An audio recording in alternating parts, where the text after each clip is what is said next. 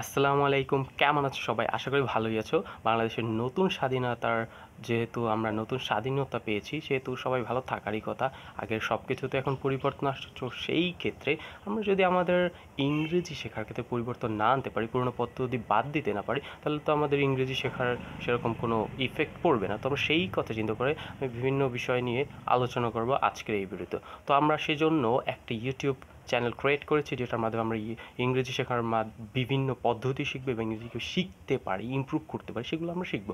ওকে, তো আমাদের যেহেতু মাতৃভাষা বাংলা, কিন্তু আমরা যখন কোনো চাকরির ক্ষেত্রে যাই, কোনো কাজে যাই অথবা বিদেশে কোথাও যাই, তখন আমাদের কিন্তু অবশ্যই ইংরেজিতে কথা বলতে হয়, কিন্তু আমরা বাংলা বলতে পারবো না, কারণ সেখানে তো ইংরেজি ছাড়া তারা কিছু বুঝবে না। তো সেজন্য আমাদের অবশ্যই ইংরেজি শিখতে হবে। যেরকম আমরা যে বিদেশে পড়তে যেতে ইংরেজি শেখার দরকার পড়ে, অথবা কোনো ভালো চাকরির ক্ষেত্রে আমাদের ইংরেজি কিন্তু দরকার পড়ে প্রতিনিয়ত। এখন প্রতিটা সকালে ঘুম থেকে ওঠা শুরু করে রাত্রে ঘুমানোতে যাওয়া পর্যন্ত প্রতিটা ক্ষেত্রে কিন্তু আমাদের ইংরেজির সম্মুখীন হতে হয়। তো এই সম্মুখীনের জন্য বিভিন্ন ধরনের সমস্যা হবে, কারণ ইংরেজি তো সবাই আমরা বলতে পারি না অথবা বুঝি না। তো আমরা যাতে ইংরেজি হালকা হালকা করে আস্তে আস্তে বেশি পর্যন্ত বুঝতে পারি বা বেশি লেভেল পর্যন্ত যেতে পারি, সেজন্য আমরা বিভিন্ন বিষয় নিয়ে আলোচনা করব।